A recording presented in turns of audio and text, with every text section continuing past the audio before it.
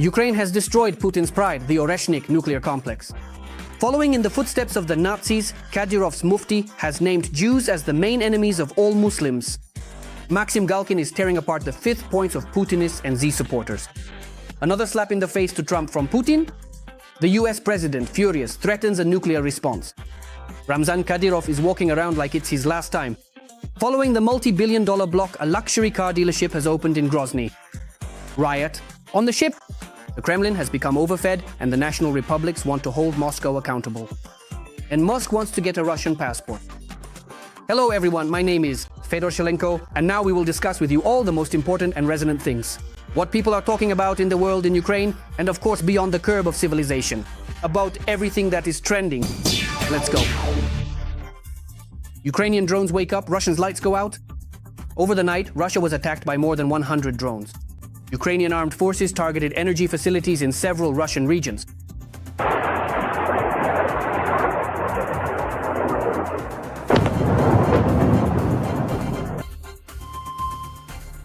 According to Russian media, a major electrical substation was damaged in the Vladimir region.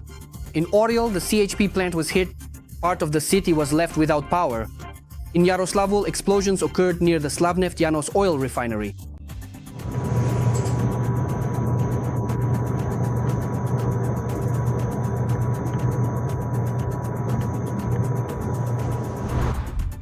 Another unique operation by Ukrainian special services against the occupiers.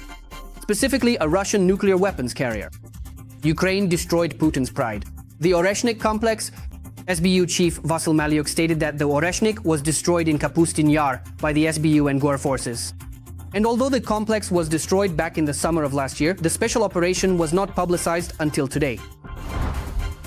Another slap in the face to Trump from Putin. The Russian Federation struck Ukraine with a 9M729 missile. This cruise missile is capable of carrying a nuclear warhead. According to Reuters, citing Ukrainian Deputy Foreign Minister Andriy Sybiha, remnants of a missile marked 9M729 were found after the October 5th strike on the village of Lapivka in the Lviv region. According to journalists, it was precisely because of this missile. In 2019, Donald Trump withdrew the United States from the INF Treaty, which limited intermediate-range missiles. At the time, Washington claimed that the 9M729 violated the agreement and could fly more than 500 kilometers. Putin denied Trump's accusation. Now there is combat confirmation. The missile traveled more than 1,200 kilometers. According to expert estimates, its range is up to 2,500 kilometers. Western analysts consider the use of this missile a direct threat to Europe. Thus, the Kremlin is reminding European capitals. They are all within striking distance.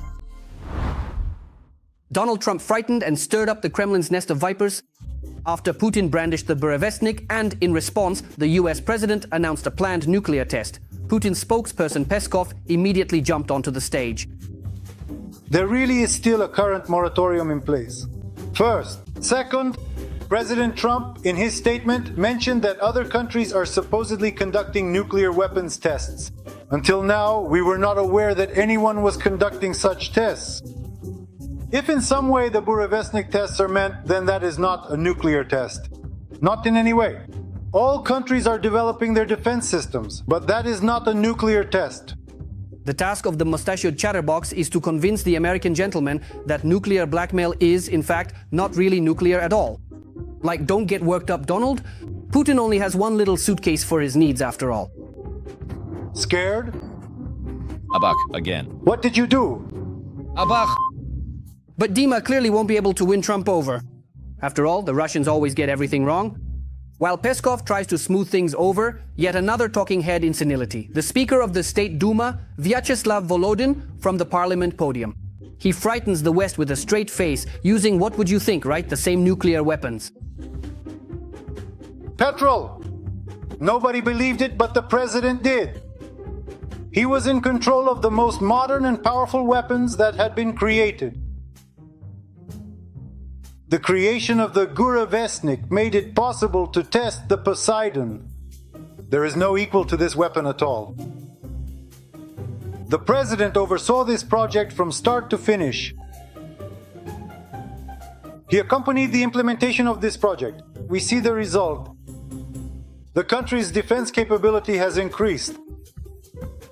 And today, those abroad who wish us harm should be preparing to bow before our Supreme Commander-in-Chief, just so that this weapon is not used. Right now, they are trying to keep quiet about it. And what do you think? Should the US go ahead and conduct tests? And how will this affect Putin and his gang? Share your thoughts in the comments, leave a like, and be sure to tell us where you're watching from. And do many of your fellow countrymen support the Ukrainian people in their fight against the Russian occupiers? The bunker geostrategist has lost on all international fronts. The terrorist federation entangled in Ukraine has lost all its influence in the Caucasus, the Middle East, Asia, and even Kazakhstan. Now Trump wants to fly over all the southern republics, gather them, offer them a sweet deal, and drink. And that's how it will start. It has already started. Kazakhstan is already switching to American weapons. Planes are flying, embassies are being built. Everything has collapsed for them. Everyone respects the strong. When are we going to pull out our dick and smack those bastards on the forehead, huh? When are we going to deal with this whole flock of sheep? Former satellites are openly turning away from Putin. They're no longer afraid of him. No one wants to deal with an obvious loser, and they're betting on more powerful ones. Protectors. A real revolution is erupting among the Z-patriots, and despite possible repressions, they are starting to speak the truth. The unvarnished truth. We recognize the Taliban in Afghanistan.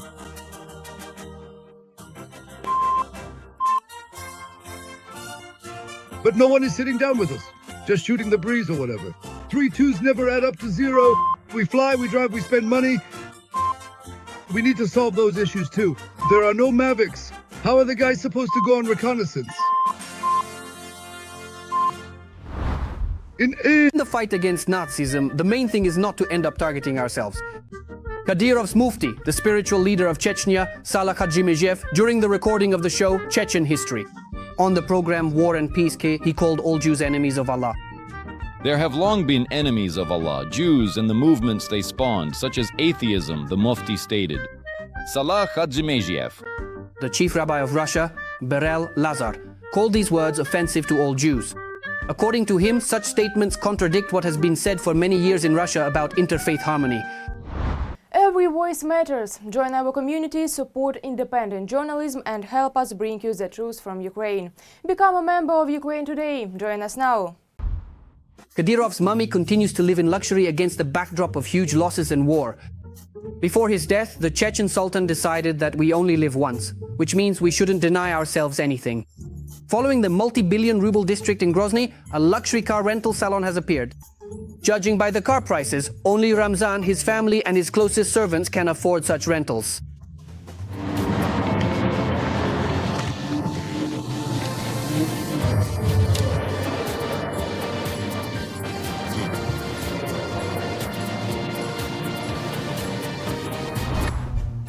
If you can't beat them, lead them and reap the profits.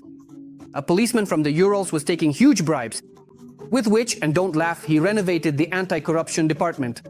In Sverdlovsk Oblast, he was sentenced to 4 years in prison for taking bribes, totaling 240 million rubles by abusing his authority. Andrei Dyakov held the position of head of the anti-corruption unit in the local Ministry of Internal Affairs.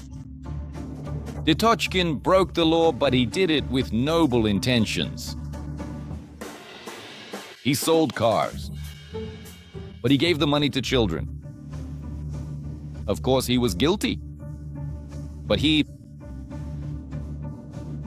was not guilty. According to investigators, for money, the officer helped businessmen get VAT refunds from the federal budget. And as it turned out, he spent it on renovating his own anti-corruption department. And also a water tower, a school gym, the purchase of equipment for students and humanitarian aid to the heroes of the SVO. But don't get me wrong, the Russian Robin Hood didn't forget about himself either. It turned out that he had real estate worth 400 million rubles. And also BMW, Audi and Lexus garage. Corruption. Not particularly bad. Corruption is only bad if I am not guilty. Riot Games, the company. On the ship, the Kremlin has gotten greedy. The national republics should question Moscow. A deputy from the Republic of Sakha addressed his colleagues from other republics, calling on them to unite and together question Putin about his Moscow entourage. A proposal to his colleagues from the national republics. Isn't it time for us to sit down and talk? Somewhere in Altai, they changed the territorial integrity. Somewhere in Yakutia, something is being done. The federal center, the Kremlin, the ministry of the president, we and the president himself, where are they leading us? Where is all this heading? For the last 20-something years, all of this has been done methodically, citing the power vertical, methodically moving away from our original. Nothing remains of the constitution. A Yakut deputy is outraged by Russian imperialism.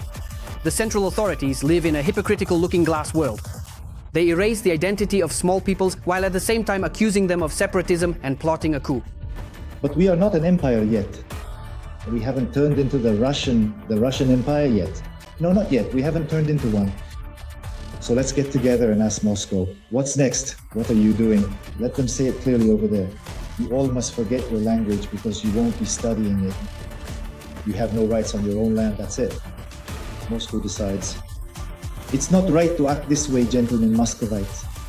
You understand that you accuse us of separatism, but you yourselves create the conditions for separatist thinking. Donald Trump is furious. Joe Biden is a criminal who belongs in an American prison. The current US president unexpectedly remembered his opponent, threatening the 46th president of the United States with imprisonment. He is a criminal and should go to prison. A big scoundrel and a loser. Ugly both inside and out. I beat him brutally and now I watch him writhe with pleasure. Nicolás Maduro. Pack your bags. Putin's friend, the Venezuelan dictator, prepare for massive strikes. According to the Wall Street Journal, the American military has identified targets that could soon be hit with a massive missile strike. The US plans to strike airfields, ports, and almost all maritime facilities in Venezuela. In Washington, these sites are considered to be involved in drug smuggling. In addition, the bombs and missiles are intended to push the local strongman Maduro to resign. Reportedly, Trump has not yet made a final decision. The US Navy is on high alert. They regularly strike ships that, according to their information, are transporting drugs.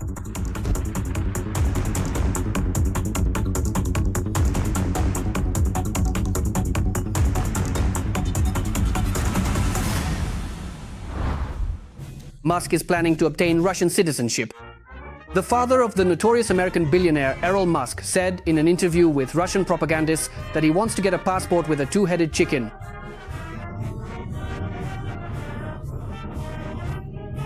Well, let me take a moment to think about that. Sometimes it's not so easy to come up with an answer right away, so I just need a second to gather my thoughts before I respond.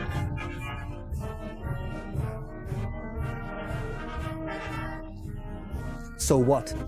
It seems to me that Musk Sr. would fit right in with society and Russian traditional values. According to the New York Times, Elon Musk's father, he has been the subject of 3 investigations into sexual harassment of both his biological and adopted children. In the late 2010s, he even married his stepdaughter, Jana Bezwiedenhout, whom he had raised since she was 4 years old. The young woman gave birth to 2 of his children. Maksim Galkin is driving Putin'S and Z supporters crazy. At a private party in Dubai, which was also attended by the Ukrainian singer Loboda, Galkin performed several songs. In Ukrainian, in particular, Saison by Stepan Giga and Semereka by Lyubomir Yakim,